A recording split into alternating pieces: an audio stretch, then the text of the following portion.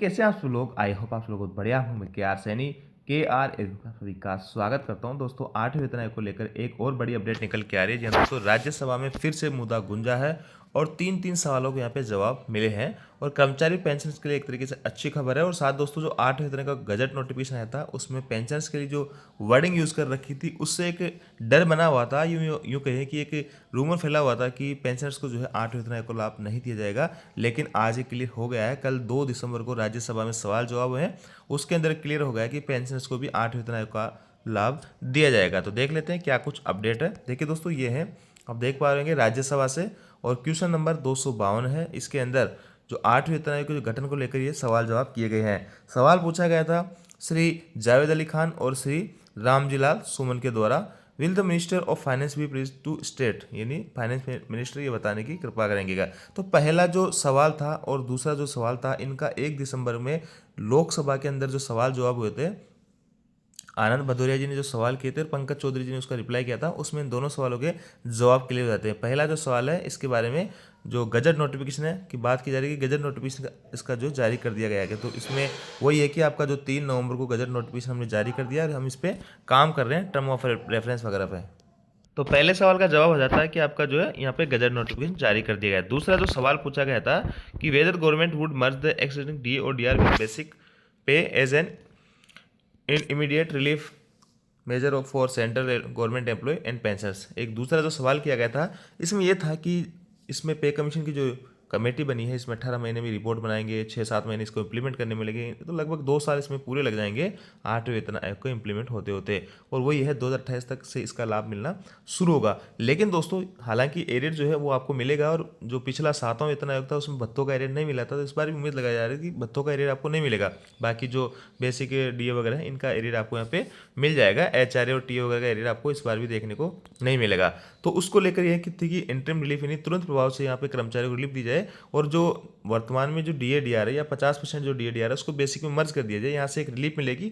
बाद में जो भी पे कमीशन का फिटमेंट फैक्टर वगैरह आएंगे उससे आप जो है जो कैलकुलेशन करके जो भी चीज़ें रहेगी वो मिल जाएगी। लेकिन आप तुरंत प्रभाव से यहाँ पे रिलीफ देने के लिए डी और डीआर को मर्ज करेंगे क्या, तो इसके लिए इन्होंने 1 दिसंबर को लोकसभा में जो सुनवाई हुई थी या जो सवाल जवाब हुए थे इनमें स्पष्ट मना कर दिया था कि हम डीए और डीआर को वर्तमान में मर्ज नहीं करेंगे। इसके ऊपर कोई भी विचार जो है अभी नहीं चल रहा है। हालांकि दोस्तों, कोई भी पे कमीशन होता है तो उसमें डी और डीआर को मर्ज किया जाता है। तो ये आपकी जो कमेटी वगैरह फाइनल सबमिट वगैरह बनेगी या जो फिटमेंट फैक्टर वगैरह बनाएंगे उस टाइम आपका डी और डीआर मर्ज हो जाएगा। डी और डीआर जो आपका अभी 58% है, 2% और मोस्ट प्रोबेबली चांसेस है कि 2% और बढ़ जाएगा 1 जनवरी 2026 से। तो 60% डी और डीआर आपको बेसिक में मर्ज कर दिया जाएगा। उसके बाद में फिर से 0 से आपका डी और डीआर शुरू हो जाएगा। लेकिन वर्तमान में अभी इंटरिम रिलीफ देने के लिए जो मांग की जा रही थी कि तुरंत प्रभाव से डी और डीआर को मर्ज कर दीजिए, तो ऐसा इन्होंने मना कर दिया। तो दोनों सवालों के जवाब हो गए। तीसरा और इंपॉर्टेंट सवाल, whether revision of pension of central government employ is not propose under 8 CPC, the reason therefore. तीसरा जो सवाल है बहुत इंपॉर्टेंट था, सभी पेंशनर्स के लिए काफ़ी इंपॉर्टेंट है। पेंशनर्स के मन में जो डर बना हो तो उसको यहाँ पे क्लियर किया गया है। उसके रिगार्डिंग सवाल किया गया है कि क्या 8वें वेतन आयोग का लाभ जो है पेंशनर्स को नहीं मिलेगा, अगर ऐसा है तो इसका कारण बताइए। तो देखिए, इनका जवाब दिया है यहाँ पे श्री पंकज चौधरी जी ने।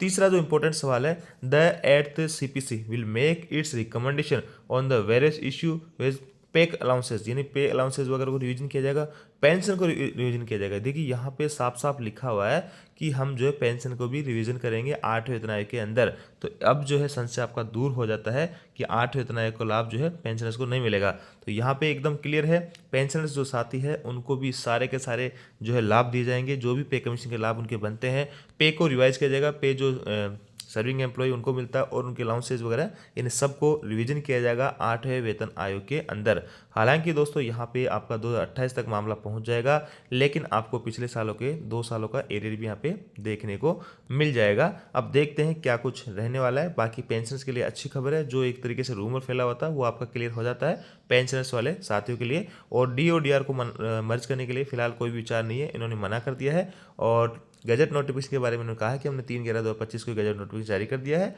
और हम TOR टर्म ऑफ रेफरेंस वगैरह सारी कुछ चीज़ें जारी कर दी है और कॉपी भी उन्होंने दिया है, वही आपका 3/11/2025 वाला लेटर। तो ये था दोस्तों अपडेट, पेंशन साथियों के लिए अच्छी अपडेट है कि उनको अब 8वें वेतन आयोग का लाभ मिलेगा और जो भी संशय था वो दूर हो गया है। तो ये थी अपडेट राज्यसभा से। आयोग जानकारी आपको अच्छी लगी कि वीडियो को लाइक दोस्तों के साथ में शेयर जरूर कीजिएगा। Thank you.